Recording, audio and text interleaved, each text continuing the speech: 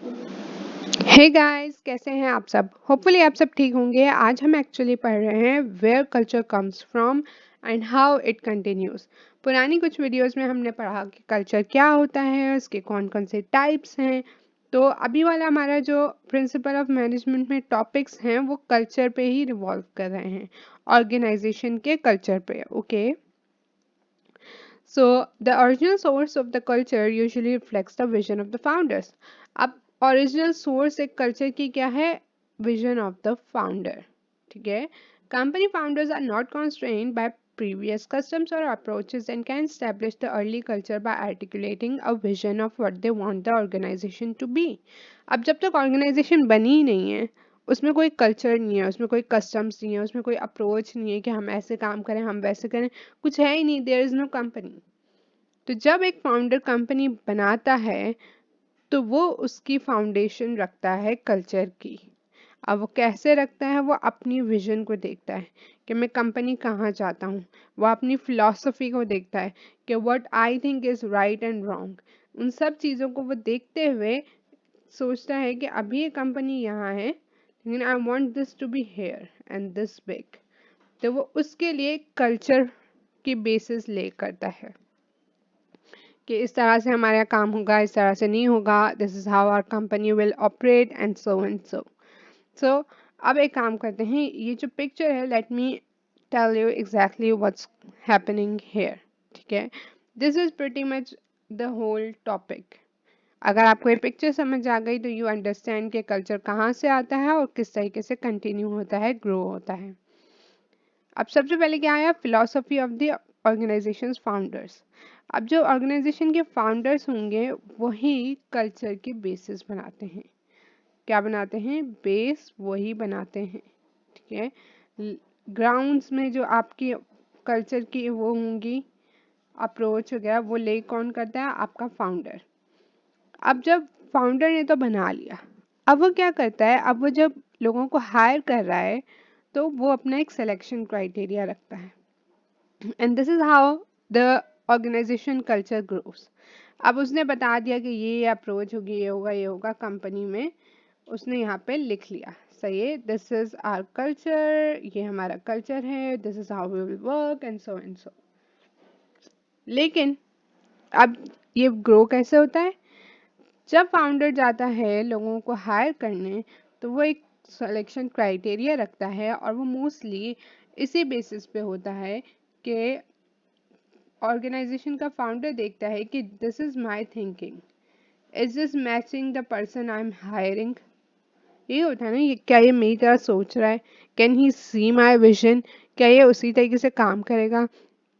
हम उसी के अराउंड एक सिलेक्शन क्राइटेरिया रखते हैं, एंड चूंकि हम अलाइक पीपल, एक जैसे लोगों को सेलेक्ट कर रहे हैं, तो इट्स मोर लाइकली कि हमारी जो कंपनी का कल्चर है वो सेम ही रहेगा।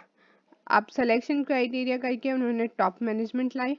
ठीक है, टॉप मैनेजमेंट आ गई। अब जब नए लोग आते हैं तो टॉप मैनेजमेंट क्या करती है? उनको अलाउ करती है सोशलाइजेशन में। अब ये जब नया सिलेक्शन क्राइटेरिया भी हो गया, अब फिलॉसफी फाउंडर अपनी जो कल्चर है और कल्चर वैल्यूज हैं ऑर्गेनाइजेशन की, वो कैसे कन्वे करता है? Through socialisation. उसने टॉप मैनेजमेंट को हायर किया। Now they have the same mindset, let's not same but similar. Okay, एक इंसान हमेशा अपने जैसे ही बंदी की तरफ यूजुअली अट्रैक्ट होता है, and it is specifically true when you are hiring someone for job. तो आप देखते हो कि ये हमारी जो हमने कल्चरल वैल्यूज स्टैब्लिश की हैं उनके साथ कैन ही एडजस्ट और नॉट। तो टॉप मैनेजमेंट आ गई, अब उन तक कल्चरल वैल्यूज कैसे गई? Through socialisation. जब फाउंडर इनके साथ सोशलाइज करेगा टॉप मैनेजमेंट के साथ, तो क्या होगा कि जो जो उसने वैल्यूज ले की हैं कल्चर के लिए, वो आगे कन्वे होंगी टॉप मैनेजमेंट पे। सही है, एक तो उनकी अपनी वैल्यूज हैं, then they will realise this is what's the founder thinks, this is what he wants for his company and so. उसके बाद इन दोनों चीज़ों से हमारे पास फाइनली आता है ऑर्गेनाइजेशन का कल्चर, और इसी तरह ये ग्रो होता है। अब चेंजेस भी इसी तरह आते हैं। And this can be both the way. Sometimes top management may be realize क्या कि there has to be some cultural changes, वो socialize कर सकते हैं founder के साथ, and then they can do it. But this is the way.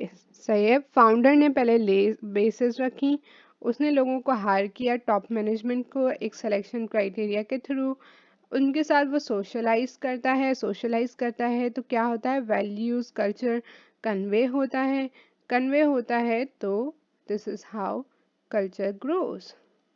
सही है।